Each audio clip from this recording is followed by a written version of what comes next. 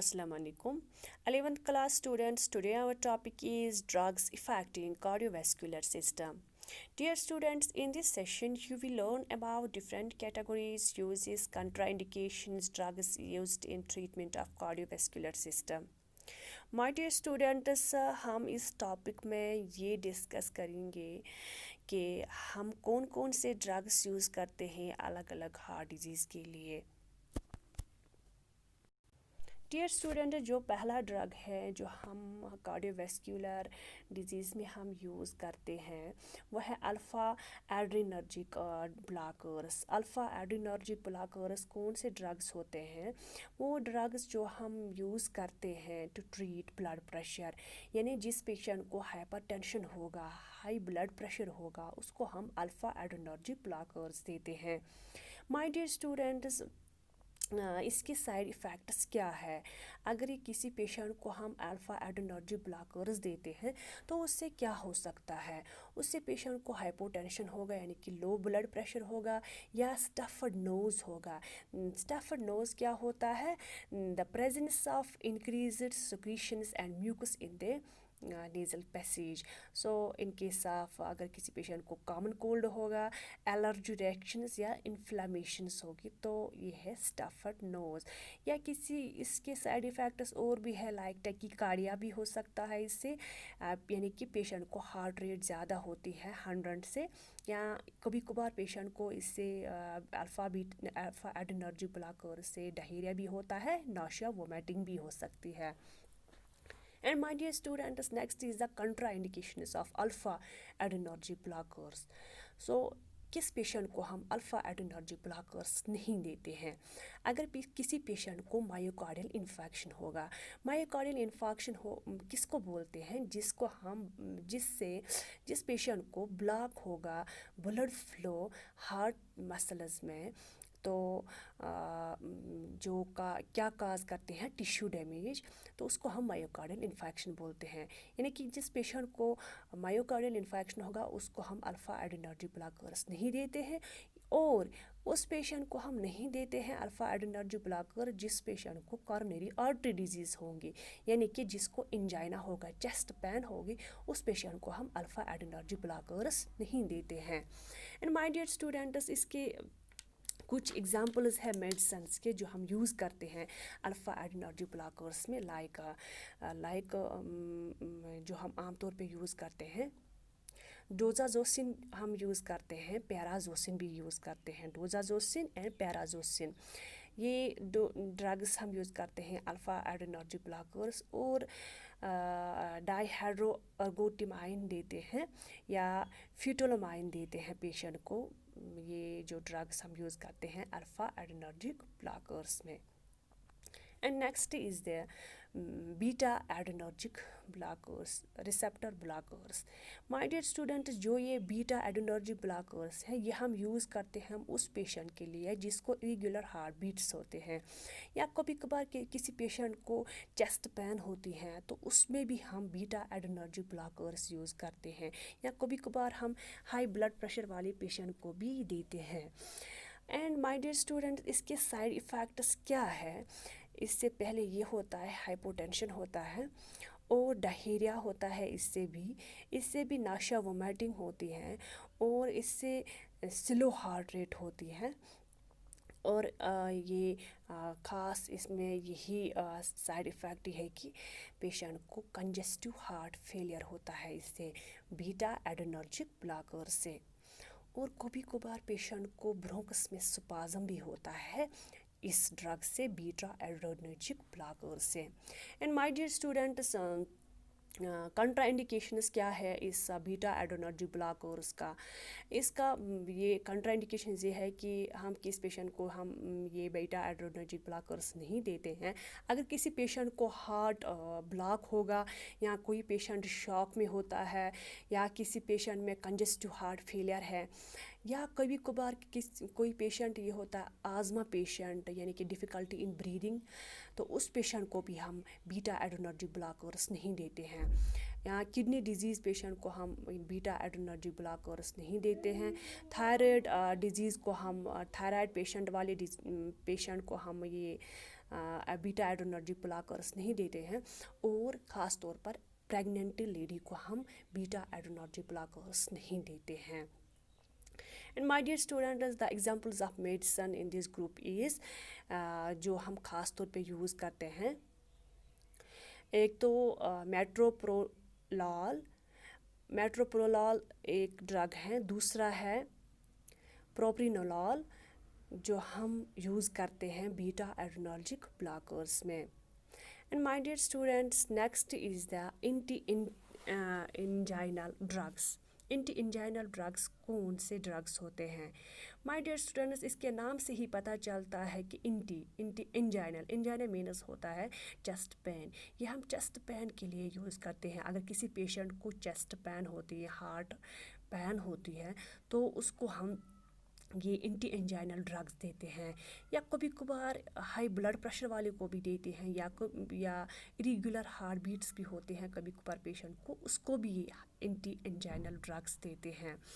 And my dear students, कभी कभार ये अगर इसके साइड इफ़ेक्ट्स क्या है एंटी ड्रग्स के, पेशेंट को इससे फैटीग होता है, थकावट होती है इससे, या हेडेक भी होता है इससे, और ओडिमा होता है इससे एंटी एंजाइनल ड्रग्स से, और पेशेंट को डिजीनेस भी होती है इस ड्रग से. And next is the contra indications of anti anginal drugs. तो हम किस पेशेंट को एंटी एंजाइनल ड्रग्स नहीं देते हैं? अगर किसी पेशेंट को, ये माय डियर स्टूडेंट्स ये आप याद रखना कि अगर किसी पेशेंट को प्रेशर होगा ब्रेन में ज़्यादा, तो हम उसको एंटी एंजाइनल ड्रग्स नहीं देते हैं. और कभी कभार ब्लड प्रेशर ज़्यादा होने की वजह से ब्लीड होता है ब्रेन में, तो उसको पेशेंट को भी ये एंटी एंजाइनल ड्रग्स नहीं देते हैं, यानी कि increase pressure in the brain and bleed in the brain.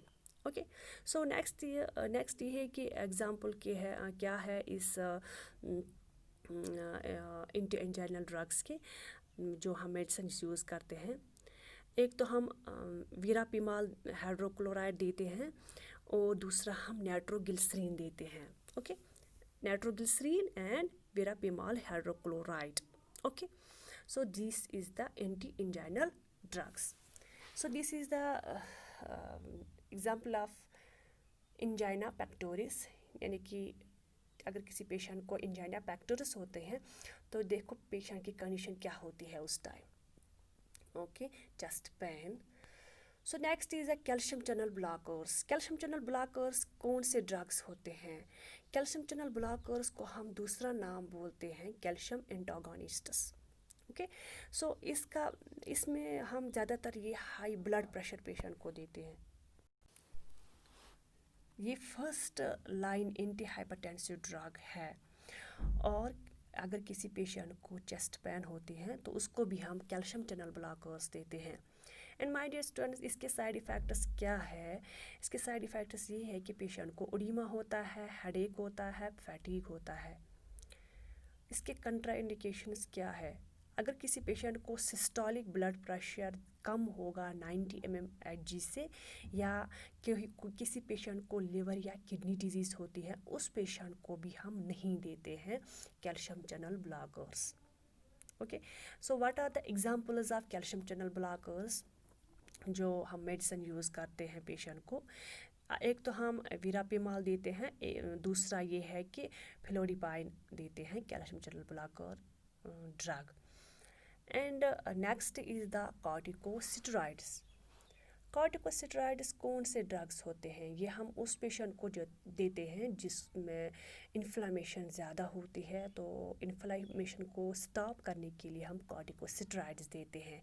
या किसी पेशेंट को एलर्जीज़ होती है, या किसी पेशेंट को एड्रिनल ग्लैंड प्रॉब्लम होती है, या कभी कभार पेशेंट को ब्रेन में स्वेलिंग या ओडिमा होती है, उसको भी हम कॉर्टिकोस्टेरॉइड्स देते हैं. और इसके साइड इफ़ेक्ट्स क्या है? साइड इफ़ेक्ट्स यही है कि इंसोम्निया मतलब होता है लैक ऑफ स्लीप, और पेशेंट का बिहेवियर जो होता है वो चेंज होता है इससे, या जब कोई पेशेंट यूज़ कर रहा होगा कॉर्टिकोस्टेरॉइड्स.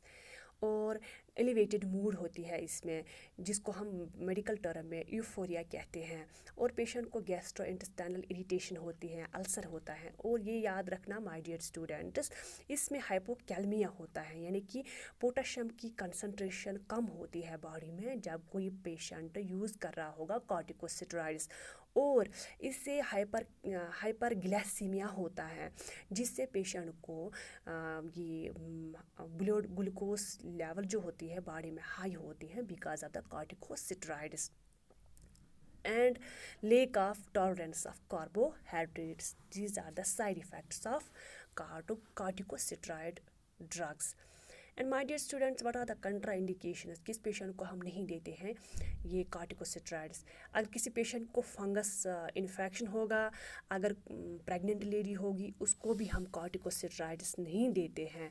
अगर कोई पेशेंट डायबिटिक पेशेंट होगा या कन्वल्सिव पेशेंट होगा या किसी में अल्सरेशंस होगी या किसी पेशेंट को हाइपरटेंशन या किसी को किडनी फंक्शन नहीं कर रही होगी प्रॉपरली, तो उस पेशेंट को भी हम कॉर्टिकोस्टेरॉइड्स नहीं देते हैं।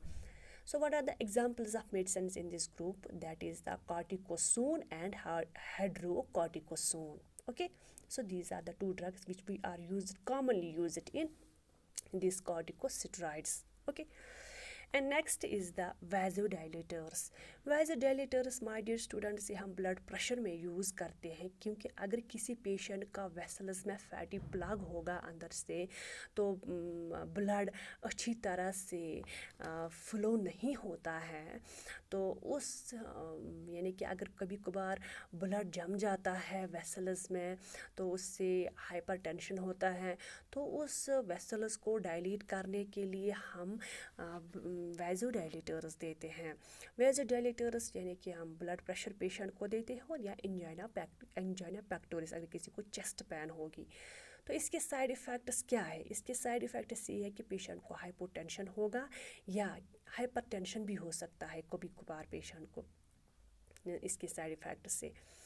तो माय डियर स्टूडेंट्स, ये आप याद रखना, अगर कोई पेशेंट हॉस्पिटल में होगा तो वो ईसीजी कर रहा होगा, यानी कि इलेक्ट्रोकार्डियोग्राफ, तो उसका जो वो इलेक्ट्रोकार्डियोग्राफ जो होता है वो चेंज होता है। और ये है इसके साइड इफ़ेक्ट्स। और कभी कभार पेशेंट को नाशा भी होता है, पेशेंट को कभी कभार हेडेक भी होता है इससे, जब पेशेंट को ये यूज़ कर रहा होगा vasodilator. And what are the contra indications? इसकी कंट्रा इंडिकेशंस क्या है? यानी कि अगर किसी पेशेंट को टैकीकार्डिया होगा, रैपिड हार्ट रेट होगा, तो उस पेशेंट को हम नहीं देते हैं क्या वैसोडाइलेटर्स। एंड उस पेशेंट को हम नहीं देते हैं जिसको मायोकार्डियल इन्फेक्शन होगा, यानी कि ब्लॉक होगा मसल्स, हार्ट मसल्स, जो काज करता है डेथ ऑफ टिश्यूज़। तो उस पेशेंट को हम नहीं देते हैं। या किसी को हार्ट डिजीज़ होती है, कोई भी हार्ट डिजीज़, तो उस पेशेंट को हम वैसोडाइलेटर्स नहीं देते हैं।